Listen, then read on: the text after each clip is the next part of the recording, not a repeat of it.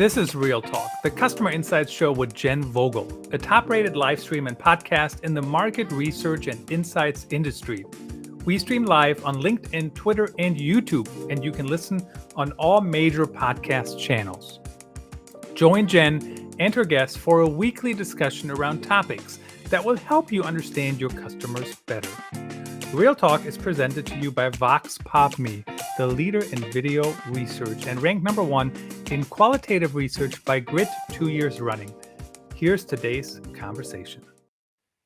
Hello, insights professionals, marketers, and everyone who wants to understand their customers better.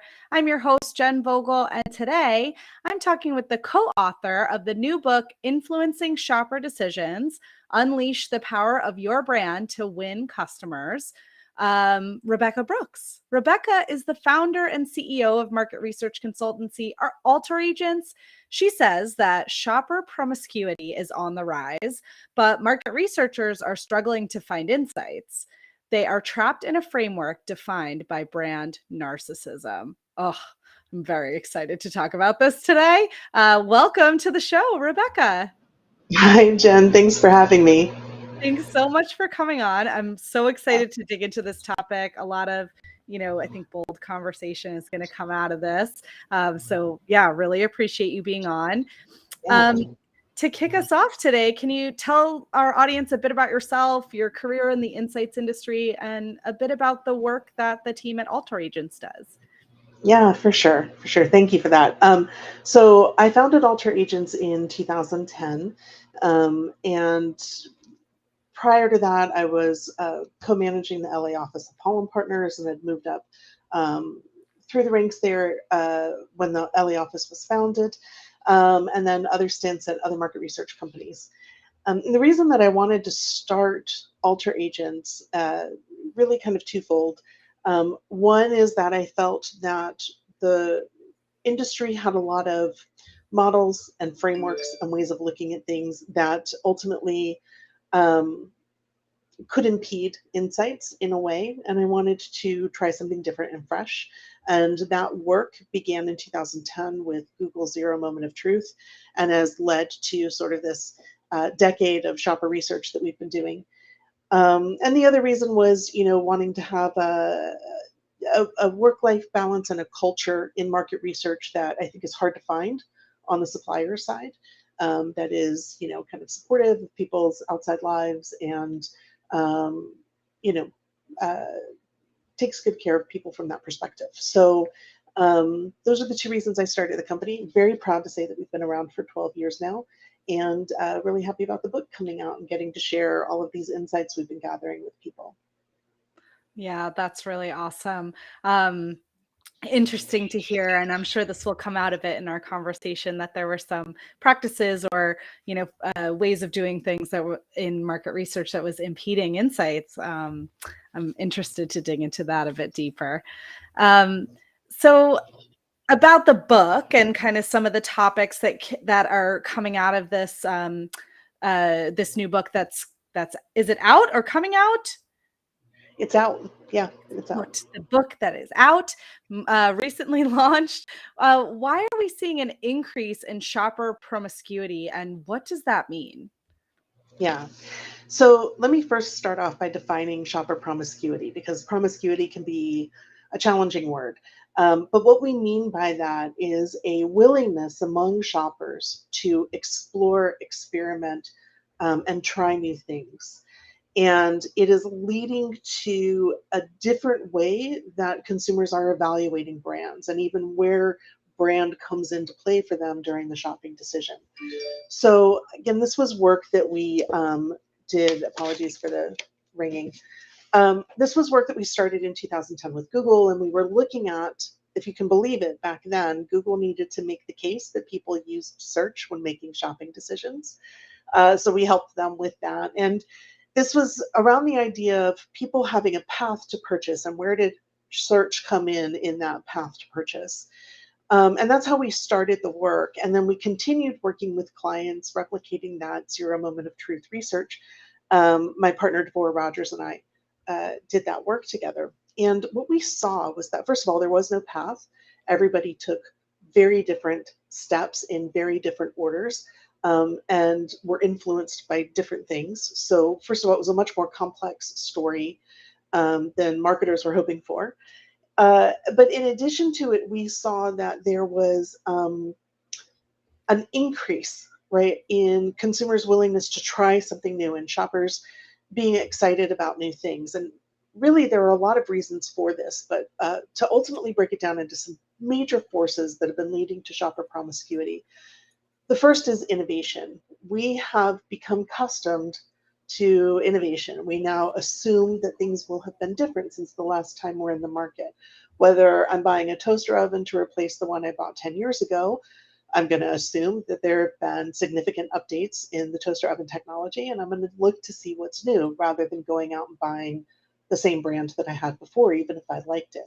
But the same is also true in something like pancake mix, where if you think about the pancake mix section of the aisle, 10 years ago, there was, a few major brands, but now there's gluten-free and protein-based and all sorts of different kinds of mixes and formulations. And so even something that simple requires the shopper to look and to think about what's new. So innovation is training shoppers to go into a category expecting there to be something new.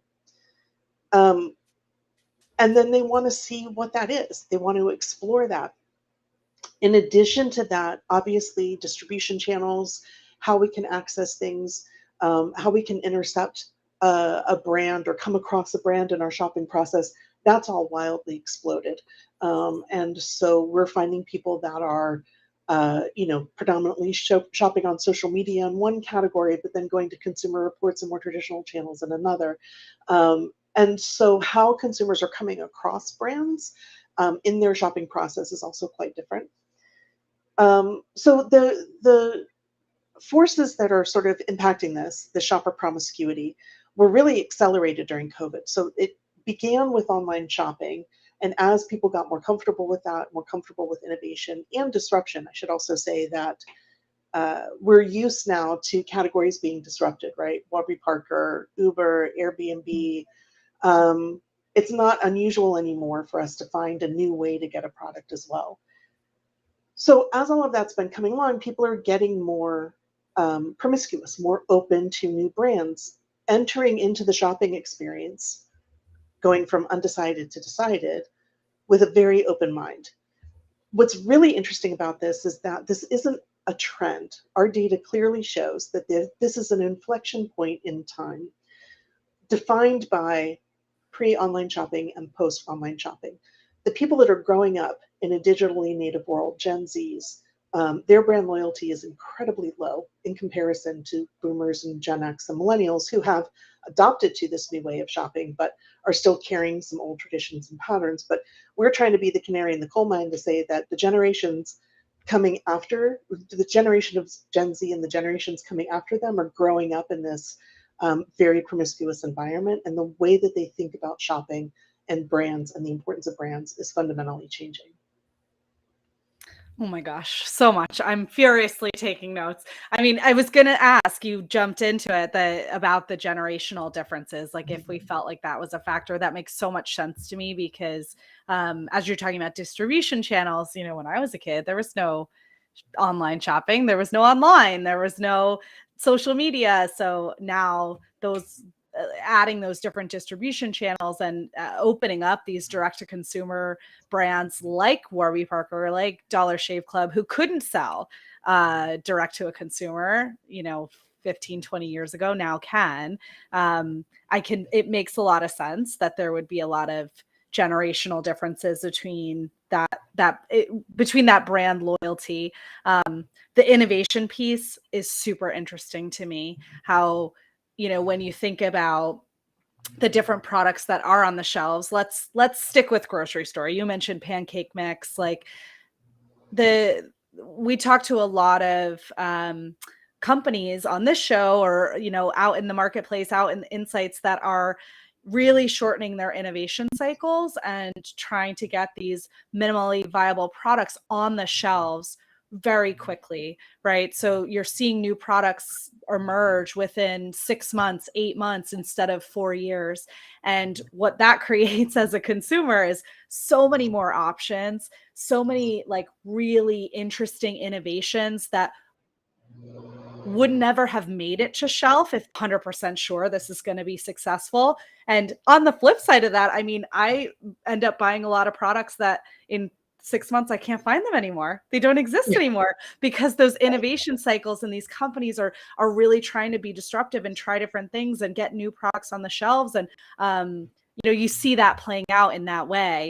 I don't even know what my question is in there. There's just like Yeah. we totally like, why is it that is it that speed and that trying to stand out, has that become the new way to win as opposed to brand loyalty is like being that new thing as opposed to allowing another competitor to come in and swoop that market share from you? I mean, I think that's a really fascinating take, Jen, is the role that brands themselves have played in increasing this sort of path towards promiscuity. And I want to clarify too that we don't see this as trend. This isn't a trend that's going to come and go. This is a rewiring of shoppers' brains that's happening, and we don't quite know what the end result of that is going to be. We're in the middle of that process. So yes, brands have gotten much better at innovating quickly, getting products onto the shelves, iterating and refining and evolving, and doing all of that in real time with customers. And the pressure on them, right, to become profitable right away. These small companies that are going up against the big CPG brands are, scrappy, trying different techniques and tactics, moving outside of even traditional CPG purchasing channels. So it is kind of chaotic. And from the consumer's point of view, one of the things that we've also seen with shoppers is that the number of sources that they use to make a decision, and again, this could be a decision about pancake mix or toaster oven or car, the number of sources that they use to inform that decision has doubled since 2010. And in our data, 76% of shoppers said that they want to be as informed as possible before making a decision. What all of this chaos and noise and exposure to new things has done is created kind of an anxiety-ridden shopper that wants to make sure that they are making the best choice out there. In the past, I mean, I grew up pre-digital, right? So you would go to Sears and you would get a Black & Decker because that was the best product on the market. That was the one that everybody went to. But now there are so many challengers and so many other options. Now I have insecurities and concerns about, well, is that the right one? Maybe there's something really amazing out there that I haven't found, or a better bargain. And it's turning us into these kind of information hungry shoppers, to combat that kind of chaos that's happening in the marketplace. Yeah, for sure. For sure. There is a lot of chaos. So then the question becomes like, how do brands make sense of that? And, as you mentioned about path to purchase, there's no linear path to purchase. People are going kind of all over the place. And, you talk about a struggle to find insights. Well, what's happening there? Is it, a result of that chaos that we're seeing? Yeah, I mean, I think that, I started my career right before the dot-com boom took off. And so I've had the advantage of being able to see how our industry has responded to online shopping and how we've reacted. And, I would say probably like the first decade or so was really focused on sort of tacking on, like, here's my existing model, but here's the online version, or here's how we're going to accommodate online, but sort of like, duct taping online to existing models. And I would say in the last 10 years, it's been more about methodologies, trying to find unique methodologies to help uncover these insights, and UX, and all of these new digital tools that we have, and qualitative going virtual in many ways, has expanded things. Neuroscience is getting better. So our methodologies are helping us. But one of the things that we talk about in the book is, kind of my soapbox about the purchase funnel. That the purchase funnel was designed 100 years ago. in an environment where consumers were incredibly constrained. They only had a certain number of places they could buy products. There were only a certain number of products on the shelf. And so we created this model of, awareness, familiarity, consideration, purchase, trial, and then loyalty. And even though the world around us has changed dramatically, I think that we as an industry are still very centered on that concept, on the purchase funnel. And one of the things that our research has shown over and over again over the last decade is that that purchase funnel is not how people go through their shopping process. Maybe it wasn't actually how they did it at all, but because things were so constrained, the model kind of worked. But now that model doesn't work. But when we look at all of the research that we're doing, particularly around brand tracking, we are still very centered on the purchase funnel and understanding how people go through the purchase funnel. And that is sort of our take on what we're calling this brand narcissism. So the joke that I like to say is that it's sort of like being out on a date with a needy boyfriend or a girlfriend, like, how did you hear about me? Tell me what you think about me. How do I compare to your other girlfriends? Would you go out with me again? What are my best qualities? Like, that's how we're talking to consumers. None of that bears any relevance to how they make their decisions.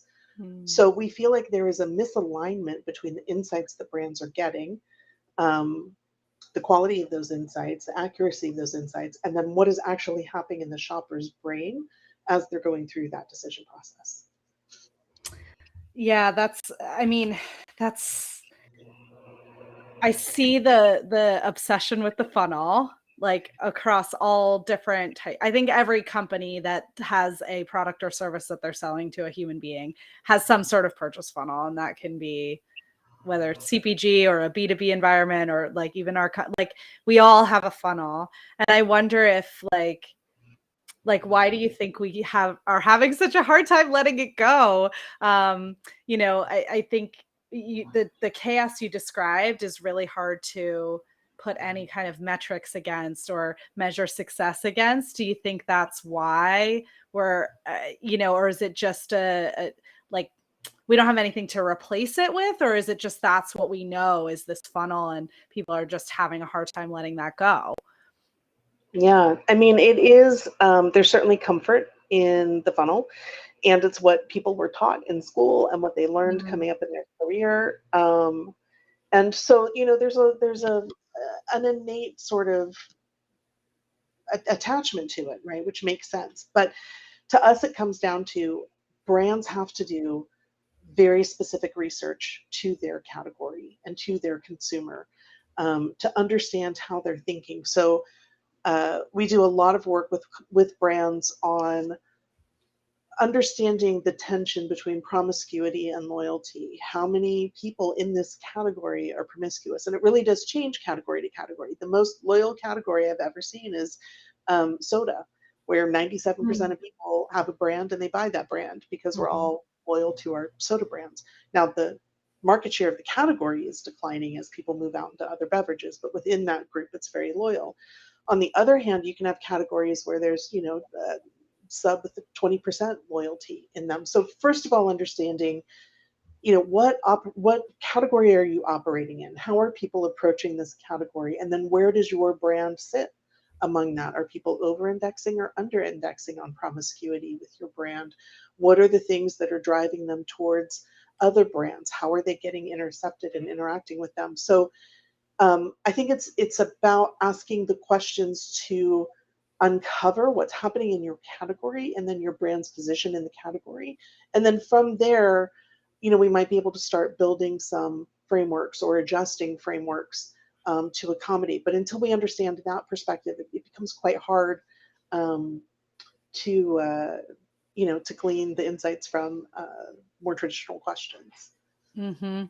Yeah, that's interesting about the soda. That doesn't surprise me. It's that whole, I'll have a Diet Coke. Oh, we have Pepsi. Is that okay? They I think even made an ad campaign about it. But and then the brand narcissism piece that you described, I mean, I see it all the time, right? It's all questions about me, about my brand, about my company, my product. Tell me more about me, and less about asking the consumers about them and their experiences and just trying to get to know them a bit better. We just last week had Mark Schaefer on the show talking about exactly that. Like, it's not about your why, your as the company, right? It's about their why. It's about understanding why they care and need and, go after and purchase your product versus, why you do what you do, right? So what are some tips that you have to kind of get out of that brand narcissism and get better insights, in a more consumer-centric way? Yeah. The first thing I would do is take a look at how much of your research is done among intenders versus people that have just purchased. We really focus on recent purchasers, as close to purchase as we can get, depending on the category, who can walk us through exactly what they did and why they did it and how they ended up at the result they did. A lot of research is done among intenders, people intending to buy in the next 3 to 6 months to 2 years if it's a car. And so those people are answering those questions in hypotheticals. I mean, I guess I'd consider a Honda. I mean, Honda's a good brand. Sure, why not? But do they ever look at Honda when they get into the actual shopping process? So, asking people questions on hypotheticals about what they may or may not do, I think is dangerous when it comes to understanding how people are shopping your category. So first of all, look at that research and see how much of it is among people that have actually done the thing that you're trying to understand. And then also take a look at the questions that you're asking. Are you asking about the consumer's needs, their priorities, their problems, what this is going to solve for them, how they made the determination that this was new? As opposed to asking them questions that your marketers may want to know or your brand managers may want to know, but don't really reflect why this decision is important to them or what drove that with the consumer. And then, we're always big fans of multimodal. I think that there is a lot of heart and head involved in the shopping decision process, and the funnel tends to be very rational focused, head focused. And there are a lot of emotional things that happen during that process too. So multimodal research can also help you kind of uncover and pull out some of those other triggers or barriers that might be happening in the category.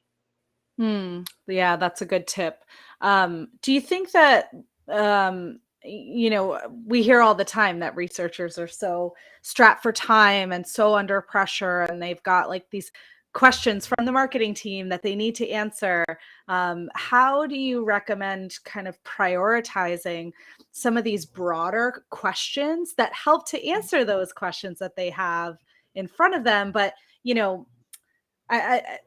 do you prioritize the stuff that's maybe a little bit more broad, a little bit more about empathy for that buyer, as opposed to answering that specific marketing or product or innovation question? Yeah. I mean, we really counsel our clients that that's where it has to start. It has to start at that Mhm. sort of bigger picture. If we don't understand the bigger sort of environment or the context in which things are happening, then going straight into the details of things, we're maybe not asking the right questions or putting it in the right kind of context. So we do a lot of big question work. Some of this has been published, so I can talk about it. Like we did a study with Snapchat on the role of friendship during a COVID era of virtual communication and kind of how are people navigating that and working with that.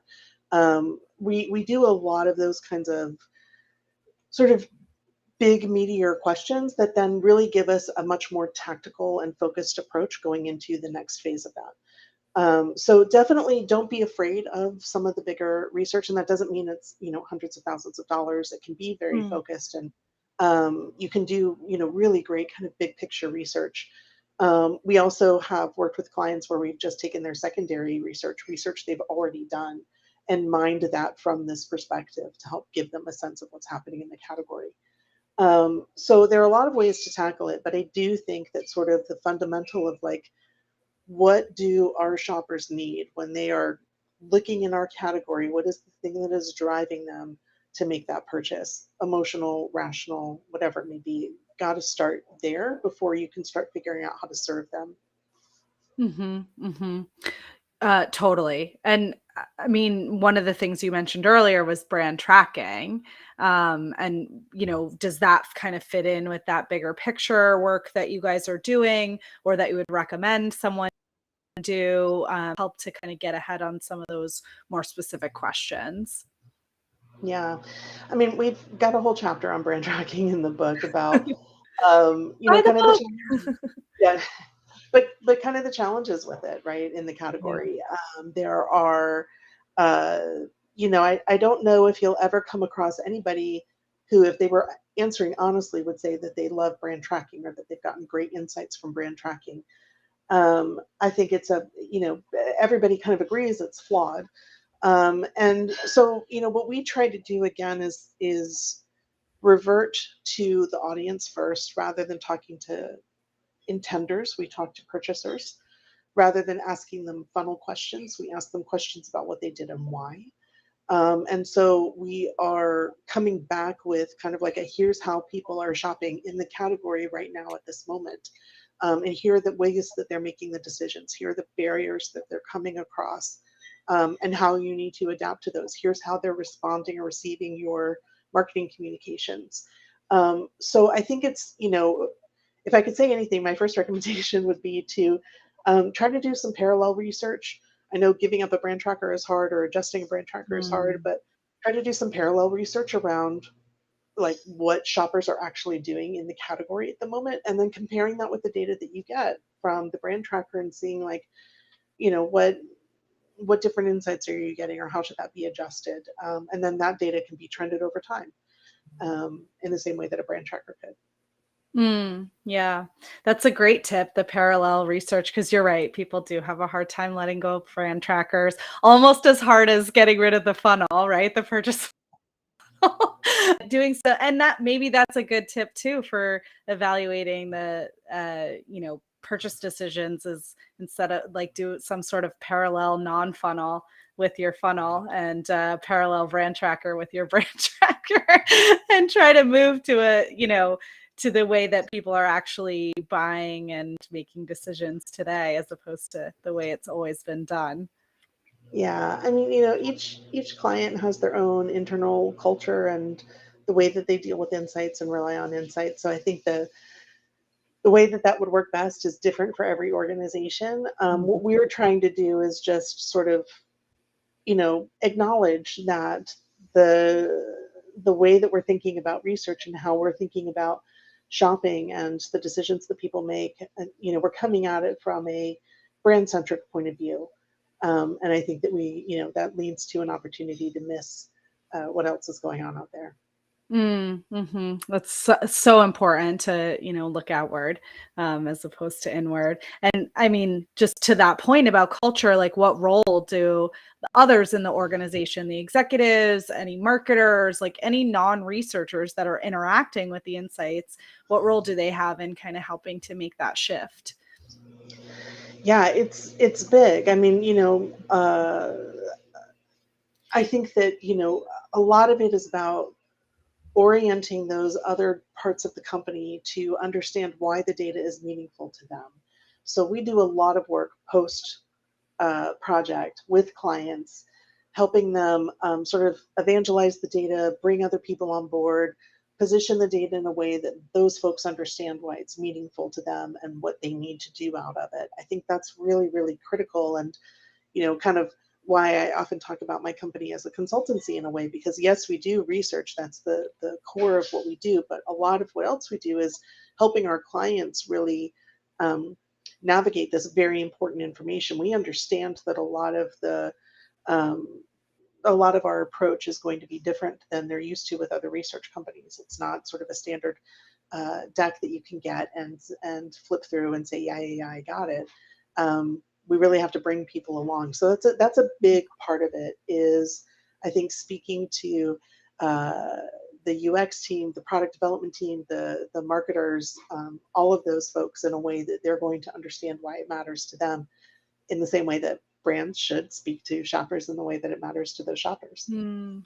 Oh my gosh, I find it so interesting how sometimes we have a hard time doing our like research on our internal audiences, right? Like we talk a lot about storytelling and the importance of speaking the right language to the audience. And sometimes it's hard to know, when it comes to your internal stakeholders, like I need to position this in a way that my finance team cares about it, or my marketing, or like, what is the one insight? There's so much data that teams have access to, and there is a level of positioning and storytelling that needs to happen with those internal teams too. Yeah, absolutely. And again, that varies by client and kind of how they're set up. If you're delivering insights to a startup company that is very metric based, and then that's very different than more of a legacy company. So yeah, I think it's about being adaptive and understanding the culture in which the information is going to be received, and then making sure that it's packaged in a way that people can hear it. Yeah, amazing. And can you tell our audience how they can get your book? Yeah, sure. I'm not a good salesperson, so but anywhere books are sold, you can get it. It's on, Amazon. It's on our publisher's page, our website. Kogan Page is the name of the publisher. There's a Kindle version, of course, and then paperback and stuff. And then also the first chapter of our book is available for free on our website. So if you go to alteragents.com, you can download the first chapter for free and see what you think.